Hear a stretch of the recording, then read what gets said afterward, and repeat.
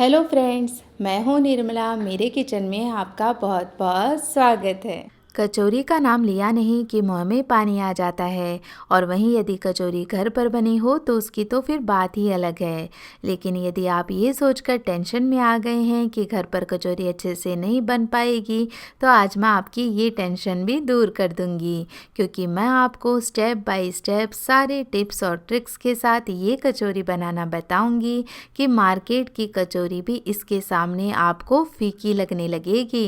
तो चलिए ये सुपर टेस्टी खस्ता आलू प्याज की कचौरी बनाना शुरू करते हैं। इसके लिए सबसे पहले हम कचौरी का आटा लगा करके तैयार करेंगे। तो यहाँ पर जो मैं मैदा ले रही हूँ वो इस मेजरिंग कप को माप करके ले रही हूँ, ताकि आपको मैं परफेक्ट रेशो बता पाऊँ मैदे और तेल का। क्योंकि जब हम मैदे और तेल का परफेक्ट रेशो लेते हैं तभी हमारी कचौरी अच्छी खस्ता बनती है। तो यहाँ पर मैंने मेजरिंग कप का इस्तेमाल किया है मैदे को मापने के लिए। आप चाहें तो किसी भी कटोरी या फिर गिलास का इस्तेमाल भी कर सकते हैं। तो यहाँ पर इस कप को माप करके टोटल मैंने 2 कप मैदा ले लिया है। अब इसमें फ्लेवर के लिए आधी छोटी चम्मच अजवाइन को इस तरह मसल करके ऐड कर देंगे। साथ ही 1/4 छोटी चम्मच मैं इसमें कलौंजी भी ऐड कर रही हूँ, इससे भी टेस्ट बहुत बढ़िया आता है। स्वाद के अनुसार या 1 छोटी चम्मच नमक ऐड कर लें। और जिस मेजरिंग कप को माप करके हमने मैदा लिया था उसी कप को माप करके अब हम तेल लेंगे। तो यहाँ पर तेल जो मैं ले रही हूँ वो लगभग ले रही हूँ 1/4 कप। लेकिन अभी भी ज़रूरी नहीं है कि प्रॉपर आप 1/4 कप ही लें, आप 1/4 कप ले लें। लेकिन यदि आपको ज़रूरत महसूस हो तो आप 1-2 चम्मच तेल और भी डाल सकते हैं। अभी जितना तेल मैंने इसमें इस्तेमाल किया है वो एकदम परफेक्ट है। अब परफेक्ट कैसे है उसका अंदाज़ा आप ऐसे लगाएं कि तेल को अच्छे से मैदे के अंदर मिक्स कर लें। जब आप अच्छे से मिक्स कर लेते हैं तो मैदे के अंदर तेल का अच्छा सा मॉइस्चर आ जाता है। और इस तरह जब मैदे को मुट्ठी के अंदर होल्ड करके देखते हैं तो इस तरह देखिए ये होल्ड हो रहा है। तो बस आपको इतना ही अंदाज़ा लगाना है खस्ता कचौरी बनाने के लिए। उसके बाद तो आपको कोई टेंशन लेने की ज़रूरत ही नहीं है कि हमारी कचौरी खस्ता बनेगी या सॉफ्ट। अब दूसरी बात का ये ख्याल रखना है कि जब आप आटा लगा करके तैयार करें तो पानी धीरे धीरे करके डालें। और साथ ही जो आटा लगा के हमें तैयार करना है वो सेमी सॉफ्ट होना चाहिए, यानी बहुत ज़्यादा सॉफ्ट भी नहीं लगाना है और हार्ड तो बिल्कुल भी नहीं लगाना है। क्योंकि यदि हार्ड आटा आप लगा देंगे तो कचौरी अच्छे से फूल नहीं पाएगी और स्टफिंग भी बाहर निकल सकती है। तो बस इस तरह से मैंने सेमी सॉफ्ट आटा लगा करके तैयार कर लिया है। इसे कवर करके थोड़ी देर के लिए रख देते हैं, तब तक हम स्टफिंग तैयार कर लेंगे। तो स्टफिंग बनाने के लिए एक कढ़ाई के अंदर 2 चम्मच तेल गरम कर लेंगे। यहाँ पर तेल गरम हो रहा है तब तक हम कुछ खड़े मसालों को एक खलबट्टे के अंदर कूट लेंगे। खड़े मसालों में मैं ले रही हूँ 2 चम्मच साबुत धनिया, 1 चम्मच सौंफ, 1 चम्मच ले लेंगे साबुत जीरा और आधी चम्मच लेंगे साबुत काली मिर्च। अब इन खड़े मसालों को हम अच्छे से कूट लेते हैं, यानी हमें इनका दानेदार टेक्सचर चाहिए, तभी वो असली टेस्ट आएगा इस कचौरी का। इसीलिए मैंने इन मसालों को मिक्सी में नहीं पीसा है, क्योंकि जैसे आप मिक्सी में नहीं पीसेंगे तो ये पाउडर फॉर्म में आ जाते हैं। दानेदार भी रखेंगे ना तो जो खलबट्टे का टेक्सचर आता है ना वो बिल्कुल भी नहीं आ पाएगा। तो मैंने यहाँ पर खड़े मसालों को सीधा ही इस तरह से कूट लिया है। आप चाहें तो हल्का सा रोस्ट करके फिर भी कूट सकते हैं, लेकिन अभी ये अच्छे ड्राई हैं तो अच्छे से ये खलबट्टे में इस तरह से कूटे जाएंगे। तो तेल गर्म हो गया है तो इन खड़े मसालों को हम इसके अंदर डाल देंगे और साथ ही 2 चुटकी हींग भी ऐड कर देंगे। खड़े मसालों को हम कुछ सेकंड के लिए भूनेंगे ताकि ये बढ़िया क्रिस्पी हो जाएं और अपना फ्लेवर छोड़ दें।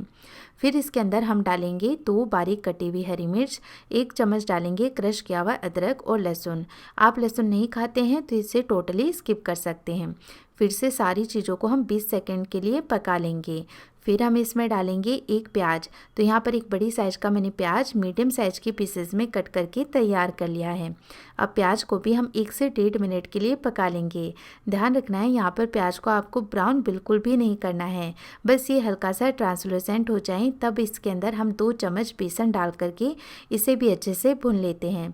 बेसन डालने के बाद जो प्याज होगा ना उसकी कुकिंग प्रोसेस स्लो हो जाएगी, तो ये ज़्यादा ब्राउन नहीं होगा और जो बेसन होगा वो अच्छे से पक जाएगा। बेसन से कचौरी में टेस्ट बहुत ही बढ़िया आता है। तो यहाँ पर अब बेसन भी काफ़ी अच्छे से पक गया है।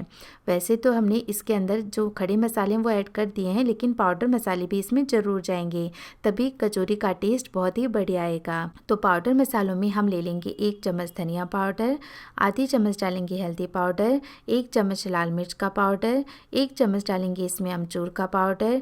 सारे फ्लेवर्स को बैलेंस करने के लिए 1 चम्मच आप इसमें चीनी ज़रूर से ऐड करें। फिर स्वाद के अनुसार नमक डाल करके अब इन पाउडर मसालों को भी पका लेते हैं। 1 से 1.5 मिनट मैंने पाउडर मसालों को भी पका लिया है। बढ़िया कलर आ गया है और बहुत ही अच्छी खुशबू भी इनमें से आने लगी है। तो अब साइड में जो उबले हुए आलू हैं उन्हें भी मैं मैश कर लेती हूँ। तो यहाँ पर मैंने इस मैशर का इस्तेमाल कर रही हूँ, तो देखिए इजीली आलू इसमें से बाहर आ जाते हैं। तो मैंने 4 मीडियम साइज के आलू ले लिए हैं और आलू को अच्छे से ठंडा कर लिया है। हो सके तो आप यदि सुबह ये कचौरी बना रहे हैं तो रात में आलू बॉईल करके फ्रिज के अंदर रख दें और फिर ये आलू सुबह आप इस्तेमाल करें। तो इससे जो आलू होंगे ना उनमें पानी नहीं रहेगा, वो थोड़ी ड्राई हो जाएंगे। तो जब हम कचौरी की स्टफिंग तैयार करेंगे तो वो गीली नहीं रहेगी।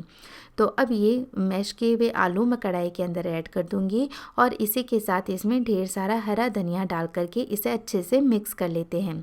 तो बस सारी चीज़ों को हम 2 से 3 मिनट के लिए और पका लेते हैं, ताकि अच्छे से सारी चीज़ें मिक्स भी हो जाएं और आलू वगैरह जो भी है ना उनका कच्चापन निकल जाए। जितनी टेस्टी हम स्टफिंग बना करके तैयार करते हैं कचौरी उतनी ही टेस्टी बन करके निकलती हैं। और आप यकीन मानिए ऐसी स्टफिंग वाली जो कचौरी होती है ना वो मार्केट में आपको कभी नहीं मिलेंगी। तो आप ज़रूर से इसे घर पर बनाइएगा, मेरी आपसे रिक्वेस्ट है। तो यहाँ पर स्टफिंग तैयार है, इसे एक प्लेट में ठंडा कर लेंगे और इस तरह की बॉल्स बना करके तैयार कर लेंगे। कचौरी छोटी या बड़ी जिस साइज की आप बना रहे हो उसी के अकॉर्डिंग ये बॉल तैयार कर लें। और अब हम ये डो भी चेक कर लेते हैं, अच्छे से ये सेट हो गया है। एक बार इसे थोड़ा सा मसल लेते हैं। मसलने के बाद इसमें से एक छोटी सी बॉल तोड़ेंगे। जितनी साइज की बॉल हमने स्टफिंग की बना के रखी है उतनी ही साइज की बॉल हमें इस डो में से तैयार करनी है, तभी कचौरी में अच्छी स्टफिंग वाला टेस्ट आएगा। वरना क्या होगा कि कचौरी में ऊपर की लेयर तो बहुत मोटी हो जाएगी, स्टफिंग थोड़ी सी निकलेगी। और अक्सर मार्केट में तो ऐसा ही होता है कि जो ऊपर की लेयर होती है ना वो काफ़ी मोटी होती है और उसमें स्टफिंग होती है वो एकदम मात्रा की होती है। इसलिए मुझे मार्केट की कचौरी बिल्कुल भी पसंद नहीं आती है। मुझे अच्छी भरी हुई स्टफिंग वाली कचौरी ही ज़्यादा पसंद आती है। यहाँ पर देखिए ये जो बॉल हमने बना करके तैयार की है उसको हम चकले पर बेल लेंगे। ध्यान रखना है कि जो किनारे हैं ना उनको आप पतला रखें और सेंटर में से इसे थोड़ा मोटा रखें। तो बेलन को आप इस तरह से तिरछा करके चलाएंगे तो किनारे पतले हो जाएंगे। फिर हम क्या करेंगे, जो स्टफिंग हमने ली है इसके सेंटर में रखेंगे और किनारों को इस तरह से सलवटें डालते हुए ऊपर की ओर उठाएंगे। अब ऊपर की ओर उठाते हुए इन्हें आपस में चिपका देंगे। जब ये अच्छे से ऊपर से जुड़ जाएंगे ना तो क्या होगा कि स्टफिंग बिल्कुल भी बाहर नहीं निकलेगी। कचौरी को जब हम तलेंगे तो ये काफ़ी अच्छी फूलेंगी, लेकिन फूलने पर क्या होती है कि कचौरी फट जाती है। लेकिन यदि आप अच्छे से यहाँ पर इसे पैक कर देंगे ना तो ये फटेगी नहीं बिल्कुल भी और स्टफिंग बाहर नहीं आएगी। जब आप ऊपर से इसे अच्छे से पैक कर दें तो धीरे धीरे इसे नीचे की ओर ले आएं। तो आपको एक्स्ट्रा डो भी नहीं हटाना पड़ेगा, नहीं तो क्या होता है कि एक्स्ट्रा डो ले लेते हैं और उस डो को लास्ट में तोड़ते समय कहीं गैप बन जाता है और उससे भी हमारी कचौरी फटने लगती है। तो देखिए इस तरह से धीरे धीरे मैंने इसे वापस पैक कर दिया है, इसीलिए ये हो जाता है। और अब इसे हमें बेलना नहीं है, बस ऐसे ही रखना है। यहाँ पर कढ़ाई के अंदर मैंने तेल गर्म होने के लिए चढ़ा दिया था, तो तेल हमारा बहुत ही कम गर्म है। हल्के गर्म तेल में ही कचौरी को फ्राई करना है, इसी से वो अच्छी फूलेंगी और बढ़िया खस्ता बनेंगी। तो सारी कचौरी जितनी मैंने बनाई थी एक साथ ही डाल दी हैं और धीरे धीरे अब हम इन्हें फ्राई करेंगे। कचौरी को फ्राई करते समय थोड़ा सा आपको पेशेंस रखना होगा, क्योंकि ये फ्राई करने में थोड़ा सा समय लेती हैं, क्योंकि हम इन्हें धीरे धीरे फ्राई करते हैं। लेकिन यदि ये अच्छे से फ्राई हो जाती है ना तब इतनी ज़्यादा खस्ता और फूली फूली बनती हैं कि देख कर ये आपका मन खुश हो जाएगा। तो देखिए कैसे गुब्बारे के जैसे ये फूल रही हैं। जब कचौरी एक बार अच्छे से फूल जाए तभी इनको पलटें, बीच के अंदर कचौरी को नहीं पलटना है। फूलने के बाद ही जब आप कचौरी को पलटते हैं तो वो क्या होती है, फटती नहीं है। कचौरी के फूलने का कारण ये होता है कि उसके अंदर स्टीम बनती है और उसी स्टीम से हमारी कचौरी फूलती है। यदि आपने उसे अचानक से ही पलट दिया तो उसमें और ज़्यादा स्टीम बनेगी और उस वजह से कचौरी फट जाएगी। तो जब कचौरी अच्छे से फूल जाए तो ऊपर की लेयर पर आप थोड़ा थोड़ा गर्म तेल डालें ताकि जो ऊपर का डो हो वो सेट हो जाए। फिर आप इसे पलटें। तब क्या होगा कि कचौरी बिल्कुल भी नहीं फटेगी और बहुत ही अच्छी फूली फूली खस्ता कचौरी बन करके तैयार होगी।